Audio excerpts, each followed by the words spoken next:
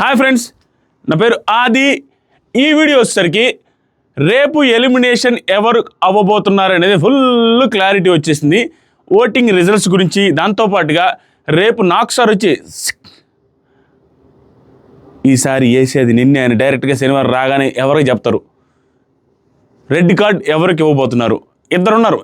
ప్రతిసారి ఎప్పుడైనా ఏ సీజన్లో అయినా జరిగితే ఒక వారంలో, ఇప్పుడు అమావాస్యకు పౌర్ణమికి ఒకసారి జరిగింది, పుష్కరానికి ఒకసారి జరిగినట్టుగా ఎల్లో కార్డు మా సీజన్లో రేవంత్కి ఇచ్చారు. అలాంటివి అంత రేర్గా జరిగినాయి. అలాంటిది ఈ సీజన్లో థర్డ్ వీకే ఇద్దరికి రెడీగా ఉన్నారు. I want that red card, I want అన్నట్టుగా. ఇద్దరిది ఒక సపరేట్ కేటగిరీ. ఒకరు ఓవర్గా ఆడారు, ఒకరు అసలు ఆడలేదు. అది కదా పాపము. ఒకరేమో అందరి మీదకి చేతులు ఎత్తే, ఒకరేమో కాళ్ళు ఎత్తేసి కూర్చున్నాడు. అరే మనకంట వద్దురా అనేసి ఆయనంటే అసలు కిరాతకమైన అరాచకమైన చర్యలు ఏంటి అంటే, ఇప్పుడే లైవ్ చూశాను స్వామి. ఈ వీడియోలో ఆ లైవ్లో ఇంపార్టెంట్ పాయింట్స్ కూడా కవర్ చేస్తాను. ఎందుకంటే వీడియో చిన్నదే వస్తుంది. లైవ్లో అంతకుమించి ఓవర్ పాయింట్లు ఏం లేవు. ఒక 5-6 పాయింట్లు భలే పాయింట్ ఉన్నాయి. నాకు మనకంటే ఒంటరి అవబోతున్నాను అన్నట్టుగా నాకు అనిపించింది. ఇది పాజిటివ్ వేలో చెప్తున్నాను, నెగిటివ్ వేలో చెప్తున్నాను అనేది మీరు చూసిన తర్వాత అర్థం చేసుకోండి. దాంతోపాటుగా అభయ్కి ఇస్తున్న ఎలివేషన్స్, వాళ్ళ టీం మెంబర్సు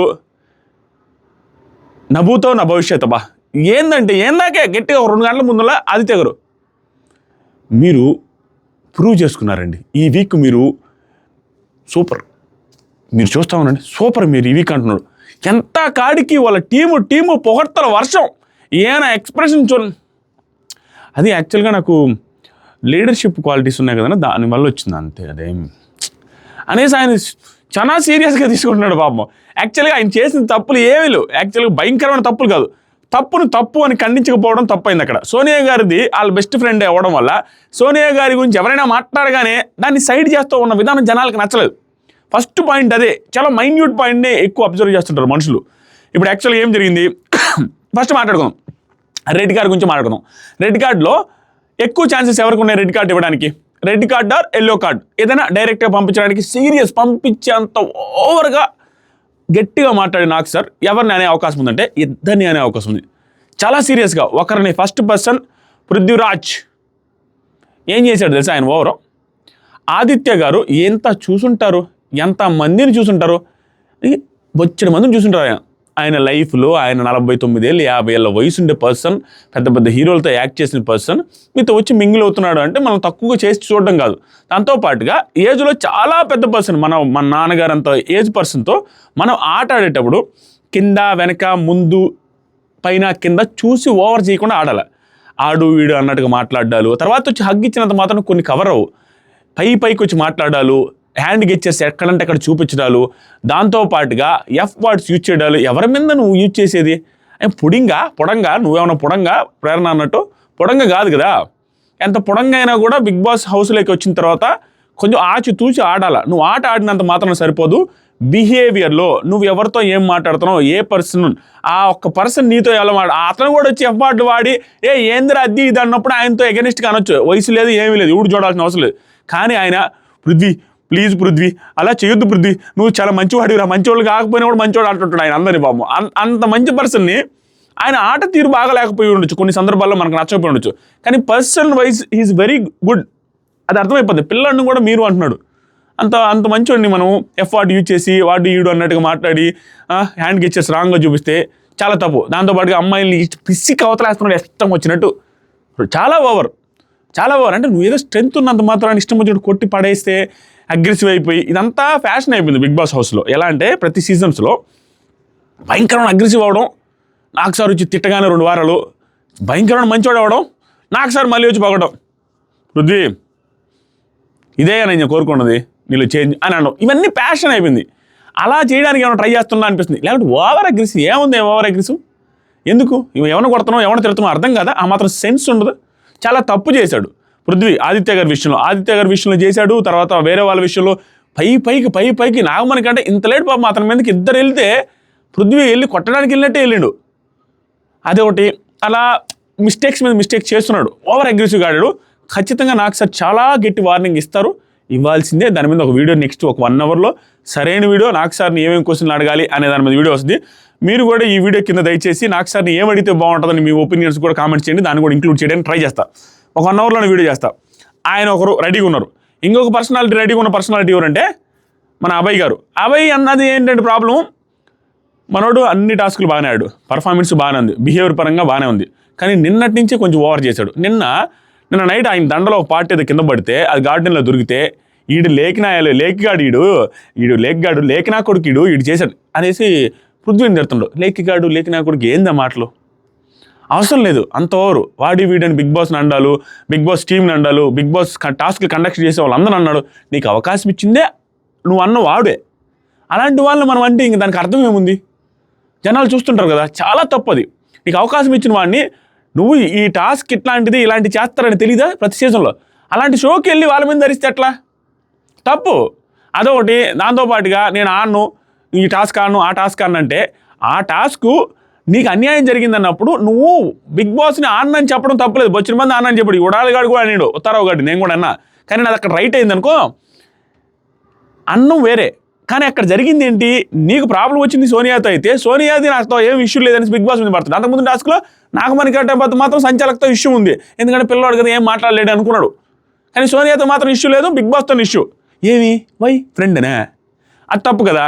అదేవిధంగా నిన్న టాస్క్ వచ్చేసరికి ఆడపిల్లల్లో గర్జించి అంటుంటే ఈయన మాత్రం పిల్లి కూర్చున్నట్టు ఆడు కూర్చున్నాడు అని, జామ పండ్లు అమ్ముకున్నట్టు కూర్చొని బస్తాల కాడ అమ్ముకొని ఆయన అరస్తా ఉన్నాడు అందరినీ ఆగమని.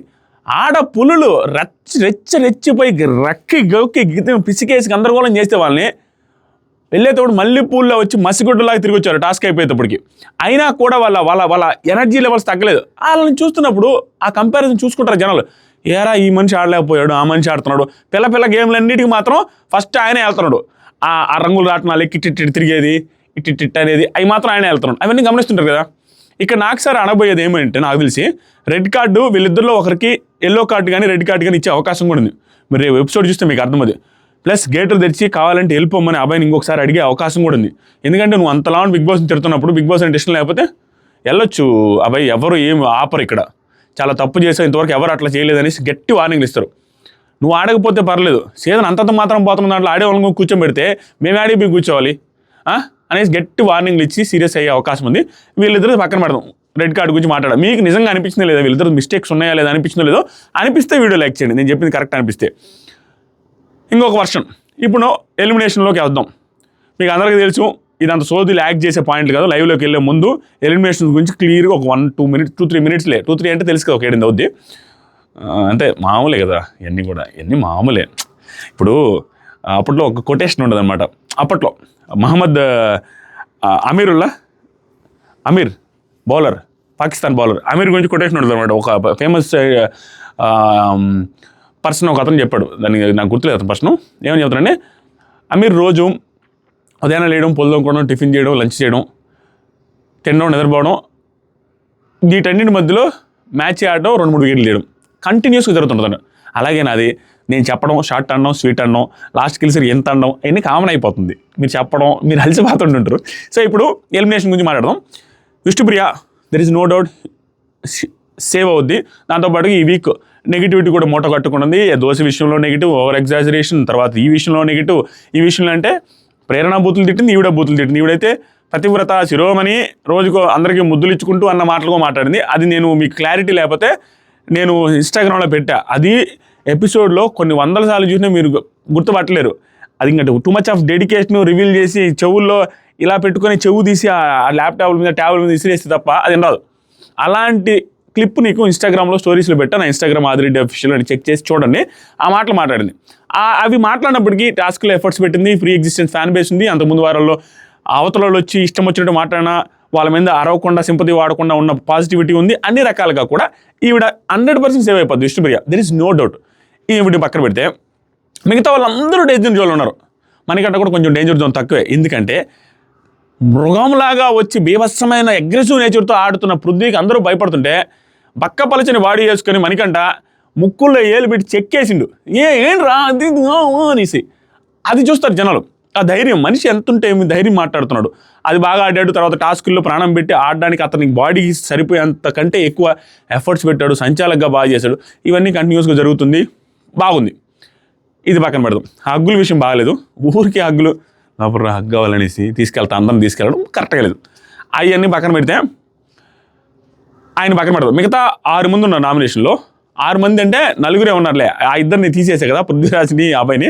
ఆ 4 ఎవరంటే సీత, నైనిక, యష్మి, ప్రేరణ సేవ్ అయిపోతారు 99%. ఆ 1% చెప్పలేం, ఏమైనా జరగవచ్చు, కానీ 99% సేవ్ అవుతారు. ప్రేరణ కింద ఆ ఫ్యాన్ బేస్ ఆడుకుంది, దాంతోపాటు సీరియల్ ఫ్యాన్ బేస్ ఉంది, ప్లస్ టాస్కులు బీభత్సంగా అసలు ఇంకా ఎక్స్ట్రాడినరీ పర్ఫార్మెన్స్. నోరు జారడం కూడా ఎక్స్ట్రాడినరీ నోరు జారడం అది అయింది. ఈ టాస్క్ ఏం లేదు, అందరూ నోరు జారారు. పర్ఫార్మెన్స్ ఎవరు ఎక్కువ చేసుకున్నారో చూసుకోవాలి. నోరు జారిన వాళ్ళే లేరు, తప్పులు చేయని వాళ్ళే లేరు. కానీ అందరూ తప్పులు చెప్పేటప్పుడు కొంచెం పైన కింద అవుతుంది అనమాట. ప్రేరణ కూడా మిస్టేక్ చేసింది, ప్రేరణ నోరు జారింది, ప్రేరణని వేరే వాళ్ళు నోరు జారారు, ప్రేరణని తోసారు, ప్రేరణ ఏరే వాళ్ళు తోసింది, ప్రేరణ ఏరే వాళ్ళు కొట్టింది, అన్నీ జరిగినాయి. అన్నీ కలిపి స్క్రీన్ స్పేస్ వచ్చింది. ఏదో ఒక ఇంప్రెషన్ ఫామ్ అయింది ప్రేరణ మీద. పర్లేదు రే పిల్ల అనుకున్న దానికంటే పర్లేదు, గాయాలైనా ఏమైనా పట్టించుకోకుండా ఆడపుల్లగా ఆడిందన్న ఇంప్రెషన్ వచ్చిందన్న ఓట్లు పడుతున్నాయి. 100% సేవ్ అవుద్ది. యష్మి కూడా అంతకుముందు యష్మి అంటే ఇట్ట చూసేదానికి ఇప్పుడు యష్మిని చూసే విధానం అందరిది మారింది, నాది కూడా మారింది. మళ్ళీ ఫర్దర్గా ఏమైనా చేస్తే మనం చేయలేం, కానీ ఒక్క సిచ్యువేషన్ చాలా బాగా మనిషి మీద బిహేవియర్, మనిషి మీద ఒపీనియన్ మారిపోద్ది. అలా యష్మి మీద బిహేవియర్ మారిపోయింది. దాంతోపాటు ఆ పిల్ల ఆ అమ్మాయి జెన్యూన్గా అనిపిస్తుంది. జెన్యూన్ ఇన్ ద సెన్స్ అనిపించింది చేసే టైప్ లాగా అనిపిస్తుంది. అంతేగాని ఏదో చేసి ఏదో ఆ టైప్ లాగా లేదు. అనుకున్నది ఎవడైనా రాచి రంపాన్ని పెడదాం, నా మనసుకు నచ్చింది చేద్దాం అనే సెన్స్ ఆ బిహేవియర్ ఉంది యష్మిది. కాబట్టి ఆ లాస్ట్ వీక్ నుంచి నామినేషన్స్లో సోనియాను నామినేట్ చేసే పాయింట్లు మాట్లాడినప్పటి నుంచి సూపర్గా నచ్చుతుంది జనాలకు చాలా వరకు. కాబట్టి యష్మి కూడా సేవ్ అయిపోద్ది. నిన్న టాస్క్లో కూడా ప్రాణం పెట్టాడింది. వాళ్ళ చీప్గా వద్దు యష్మి ప్లీజ్ వద్దు వచ్చేసేయండి అంటున్నావు కూడా వీళ్ళిద్దరు ఆడినరు, నాగమణికంట ఆడాడు, వీళ్ళందరి వల్ల ఆ అమ్మాయి కూడా సేవ్ అయిపోద్ది. ఉండేది నైనిక అండ్ సీత గురించి మాట్లాడు కూడా Sita is also in danger zone. Eliminate అయ్యేది ఎవరు కూడా చెప్పేస్తే ఇప్పుడు Sita is also in danger zone. కానీ ఆవిడకి ఈరోజు నైట్ మంచి ఫుటేజ్ రాబోతుంది. అంటే ఆవిడకి అన్యాయం జరిగిందనే ఫీలింగ్ ఒక 50 to 60% మెంబర్స్కి అయితే కలుగుద్ది. There is no doubt. ఎందుకంటే ఎఫర్ట్స్ పెట్టింది. అక్కడ విష్ణుప్రియ నాకు వద్దనింది, ఎర్రగుడ్డు. ఆ తర్వాత సరికి నైనిక నేను చీఫ్ అయ్యాను నాకు వద్దనింది. పృథ్వీరాజ్ మనకు అసలు అది ఏందో కూడా అర్థం కాలేదన్నాడు. ఇక్కడ ఉన్నది సోనియాలో ఫస్ట్ వీక్ నుంచి ఇప్పటిదాకా చూసుకుంటే టూ మచ్ ఆఫ్ ఎఫర్ట్స్ పెట్టి బాగా ఆడుతూ అందరితో మింగిల్ అవుతూ కిచెన్ వర్క్స్ బాగా చేస్తూ ఏ రకంగా చూసుకున్నా సీత ఈజ్ మోర్ డిజర్వ్డ్ దాన్ సోనియా. అలాంటప్పుడు నువ్వు సీతకి ఇవ్వకుండా సోనియాకి ఇచ్చావనే పాయింట్ మీద సీతకి ఆ సింపతి వర్కౌట్ అయ్యి ఈరోజు ఎపిసోడ్లో అట్లీస్ట్ ఓట్లు పడే అవకాశం అయితే గట్టిగా ఉంది. అట్లీస్ట్ ఎందుకంటే ఇంతకుముందు ఈ 3-4 రోజుల్లో పెద్దగా ఫుటేజ్ రాలేదు అమ్మాయికి. అమ్మాయి ఎలిమినేషన్ డేంజర్ జోన్లో ఉంది అన్న ఫీలింగ్ వచ్చింది. కానీ ఇప్పుడు ఆ డేంజర్ జోన్లో స్టిల్ ఉంది.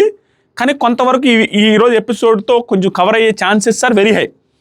అది పక్కన పెడితే నేను ఈ మాట వచ్చింది కాబట్టి చెప్తాను. ఇక్కడ 2 యాంగిల్లోనే ఏంటంటే నిఖిల్ సీతాకి ఇవ్వడం వల్ల సోనియాకి ఇవ్వడం వల్ల సీతాకి ఇవ్వడం వల్ల ఏమై ఉండదు, సీత సూపర్ అనిపించేది, సోనియాది మనం అప్రిషియేట్ చేసేవాళ్ళం. నేను నిఖిల్ భలే ఇవ్వడరా ఇచ్చాడ్రా సోనియా కాదనని.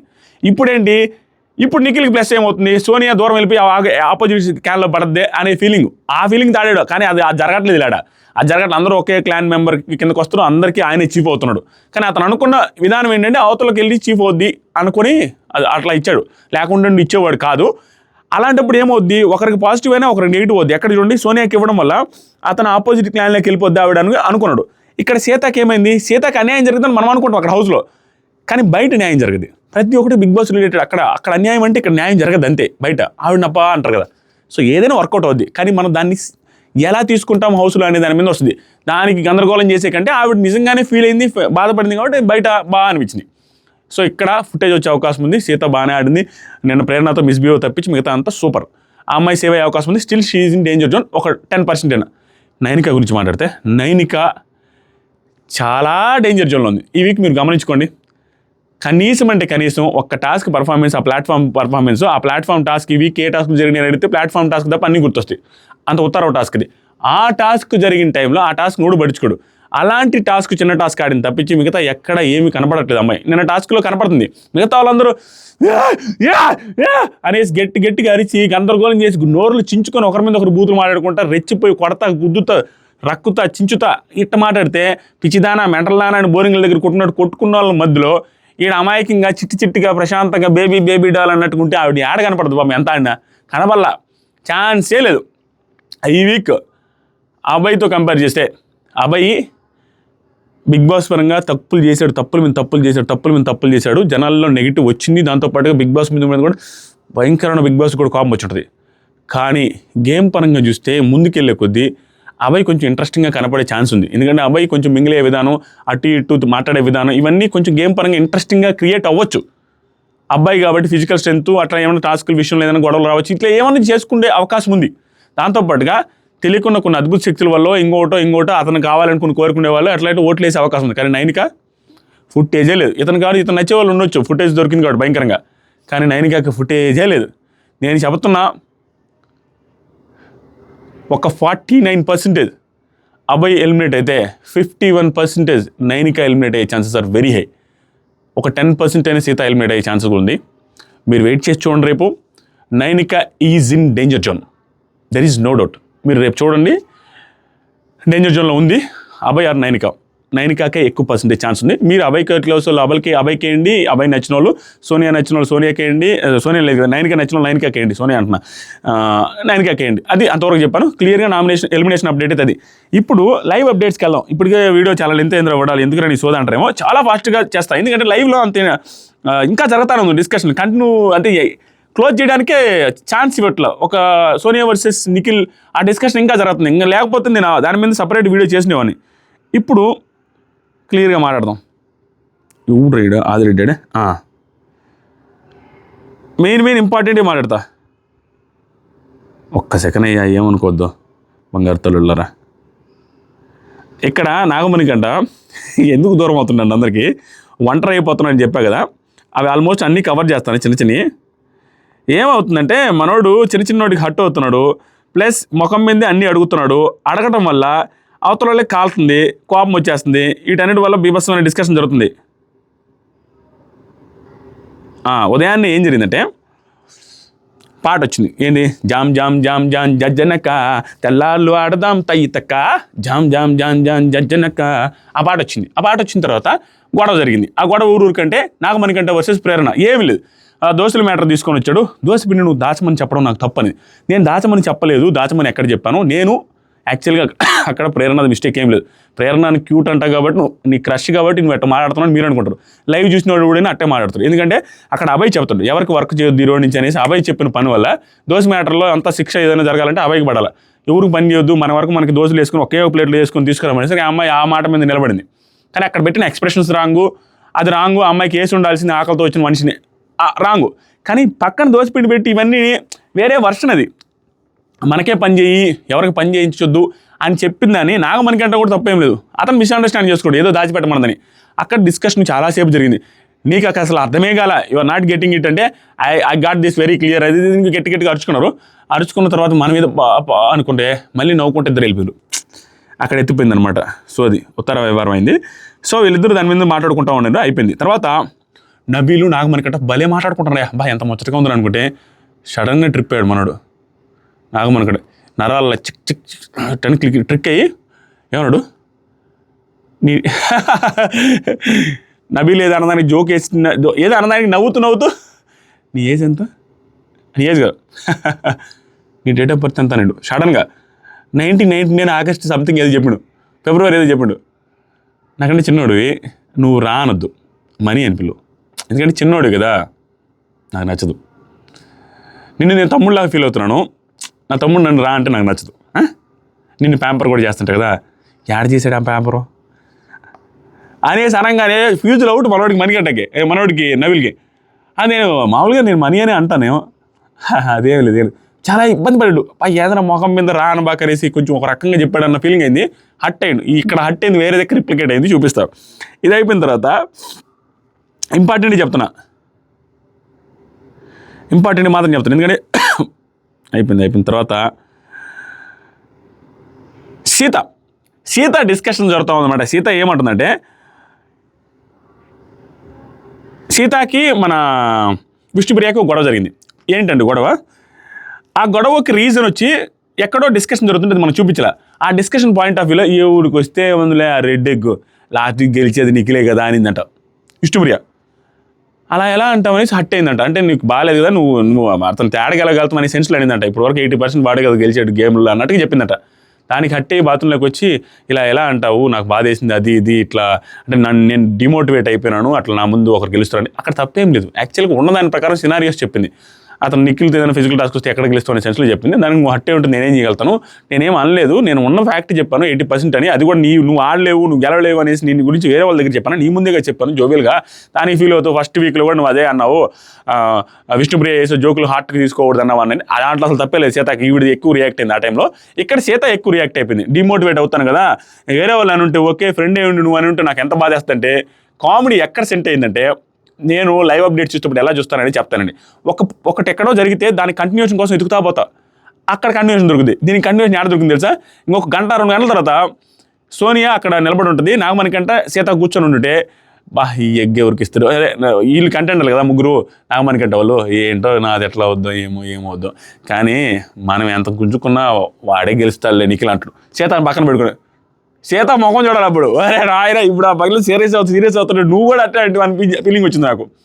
ఆడే గెలిచేదని సీత పక్కనే పెట్టుకుని నాగమణికంట కూడా అట్లు. అది చాలా ఫన్నీగా అనిపించింది. ఆ తర్వాత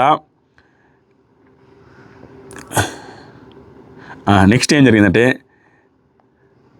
మీరు చెప్పాలి కాబట్టి కొంచెం అటు ఇటు చూసుకుంటున్నా, ఏమనుకోవద్దు, ల్యాగ్ అవ్వకుండా మీకోసం. ఇంక చూడబడలేదులే, చెప్పేస్తా.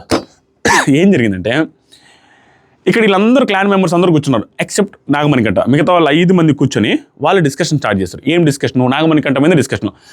ఏమంటున్నారంటే, ఈడు అని ప్రేరణ అంటుంది, అసలు క్లాన్ అని కానీ గ్రూప్ అని కానీ గ్రూపుల విషయాలని కానీ క్లాన్లో కలిసి ఆడదామని ఏమీ ఉండదు ఈ నాగమణికంటకి. అన్నీ ఏదేదో చేస్తాడు, క్లాన్ మీదకి వస్తుంటాడు.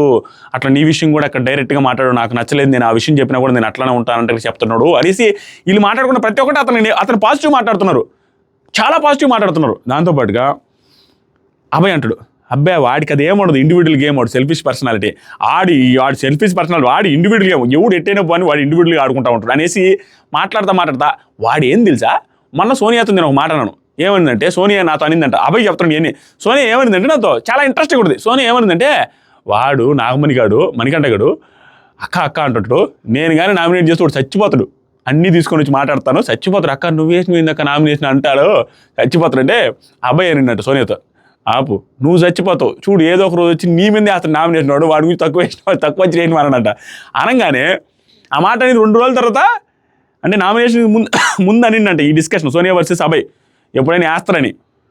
అయిపోయిన తర్వాత నామినేషన్స్ అయిపోయిన తర్వాత మణికంఠ వచ్చి సోనియాతో అనంట, అక్క నీకు వేద్దామనుకోండి అక్క మామూలుగా నామినేషను, కానీ వేరే వాళ్ళ మీద ఒక పాయింట్ ఎక్స్ట్రా ఉండేసరికి వాళ్ళ మీద వేసాను, లేకుంటే నీ మీద వేసేవాడిని, నీ మీద కూడా పాయింట్లు ఉన్నాయనంట.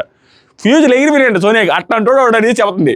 తర్వాత నబిల్ స్టార్ట్ చేశాడు, అరే నేనంట రా అంటున్నానంట, దాని మీద కూడా చెప్తున్నాడు, ఫీల్ అవుతున్నాడని, ఇంకొకసారి 2 సార్లు రా అంటే నా మీద కూడా నామినేట్ చేస్తాడు అతను మణికంఠ, నాకు అర్థమైపోయిందని ఇతను. తర్వాత ఆదిత్య గారు, అతను వరస్ట్, అసలు అంటే వరస్ట్ అంటే అతను అంతే, అతను సెల్ఫిష్ పర్సనాలిటీ, అలాగే చూసుకుంటాడు, అసలు నేను ఎంత చెప్పినా మంచిగా ఉన్నా కూడా అతను అట్లా చేశాడు, నాకు నామినేషన్ చేశాడు అన్నట్టుగా అందరూ రాంగ్గా మాట్లాడుకుంటారు. ఇక్కడ వర్షన్ వంటరాయడంటే ఒక్క మాటలో చెప్పాల. తర్వాత అగైనెస్ట్గా ఏరే దిక్కపోయినప్పుడు అక్కడ లంచ్లో అందరూ డిస్కస్ చేసుకుంటూ ఉంటారు, నాగమణికంఠ ఉండడు. అక్కడ ఏమంటుంది అంటే యష్మి, నేను ఏ క్లాన్కైనా వెళ్తాయా, వాడు నాగమణికంఠ ఉండకుండా చాలా మణికంఠ టార్చరోడు, నేను వాడి దగ్గరికి మాత్రం పోను, వాడి క్లాన్లో ఉన్నాను అంటుంటే అక్కడ నెగిటివ్గా అందరూ నవ్వుకుంటూ, నిఖిల్ కూడా నన్నేమనాలా 2 వారాల నుంచి భరిస్తున్నా వాడిని అంటే, నువ్వు ఏ జన్మలో లాస్ట్ జన్మలో ఏదో శాపం ఏదో పాపం చేసావు అందుకని అట్లా జరిగింది అనేసి యష్మి అనేది. అలా అందరూ నవ్వుకుంటానే ఉండు.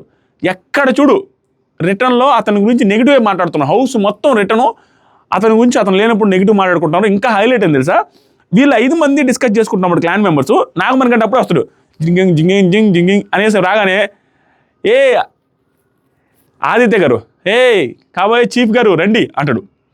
అనగానే అన్న నువ్వు మరీ ఆశలు పెంచుద్దన్నా అనేసి వెళ్ళిపోతాడు. అతను వెళ్ళిపోతుంది, మళ్ళీ నెగిటివ్ మాట్లాడుకుంటారు.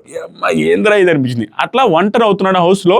అది నెగిటివ్గా ఉంది, పాజిటివ్ ఉంది. రాను ఇదే కంటిన్యూ అవుతే మనోడిని అనవసరంగా వీళ్ళే లేపినట్టు అవుద్ది. అతను సింపతి యాంగిల్ ఆపేసి వీళ్ళు ఇలాగే ప్రొజెక్ట్ చేస్తూ ఉంటే మనోడిది ఏ మిస్టేక్ ఏముంది, ఇలాంటి సైక్ అవుతూ మాట్లాడుతుంటే ఒకప్పుడు ఈ మిస్టేక్స్, సింపతి యాంగిల్ తీసుకొస్తున్న ఈ మిస్టేక్స్. కానీ 24 గంటలు గేమ్ ఆన్లో ఉంటాడు చూసారా, అది ఎక్కుద్ది జనాలకి. నిదానంగా తప్పేముందరా, వచ్చింది అందుకే కదరా, ఆడేది అందుకే కదరా అనేది ఎక్కింది అనుకో జనాలకి. ఆపలేరు, ఏం పాజిబుల్ ఆపలేరు. అలా అనిపించింది నాకు. దాంతోపాటుగా ఈ సోనియా వర్సెస్ నిఖిల్ గొడవ జరుగుతూ ఉంది అక్కడ. చిన్నదే. సోనియాకి ఏంటంటే అక్కడ ఏదో బ్రేక్ఫాస్ట్ ఏదో నచ్చలేదంట, అది నచ్చలేదు ఇది తిన్నాను కాబట్టి పన్నీర్ అది తిన్నాను కాబట్టి వీళ్ళు కొంచెం స్వీట్గా చేస్తారని 5 days egg fried rice something 5 days తీయమంటే ఆ 5 days తినేశారట, కొంచెమే ఉందంట. దానికి అలిగింది ఆ అమ్మాయి, అట్ట అవ్వడం తినకుండా ఉండింది. ఆ తర్వాత వాళ్ళకి అనుకుంటా ఉన్నారు ఆ రెడ్ ఎగ్ ఎప్పుడు వస్తుంది అని చూస్తూ ఉన్నా, అది జరుగుతూ ఉంది. మధ్యలో ఆ అబ్బాయి వాళ్ళకాడికి పోయి మాట్లాడొచ్చు కదని, తినొచ్చు కదని వాళ్ళు, పృథ్వీ వచ్చి తినొచ్చు కదని పృథ్వీ సో అదే ఆడు ఎట్లా అనేసి నిఖిల్ అంట, ఏదో జరుగుతూ ఉంది రచ్చరంబలుగా. ఇది జరుగుతుంది. నా మనకంటే కామెడీలు చూసుకుంటూ జోకులు వేసుకుంటూ అందరూ ఆడవాళ్ళతో తిరుగుతూ ఉన్నాడు. అది ప్రస్తుతానికి ఉదయం నుంచి లైవ్లో జరిగింది. చాలా ఫాస్టా ఇంత చెప్పారు ఓడాలి, కానీ ఫన్నీ వేలో ఎంత ఉంది తెలుసా, 50 నిమిషాలు వచ్చే వీడియో వచ్చేంత ఉంది మ్యాటర్, కానీ షార్ట్గా ఫినిష్ చేశాను, ఇంపార్టెంట్ లేవని. Thank you so much. మీకేమనిపిస్తుందో కామెంట్ చేయండి. నిజంగా జెన్యూన్గా ఎంటర్టైనింగ్గా మంచిగా కష్టపడుతున్నారు ఓడాల్, ఒక లైకో బాగా చెప్పేవారు ఓడాలనైనా రే ఓడాల్ అదరగొట్టేవారు అనేసి కామెంట్ పెట్టండి. కొత్తగా చూసే వాళ్ళు ఎవరైనా ఉంటే సబ్స్క్రైబ్ చేయండి. 8 లక్షల సబ్స్క్రైబర్లు అవ్వాలని మనస్ఫూర్తి కోరుకుంటున్నా. Like, subscribe.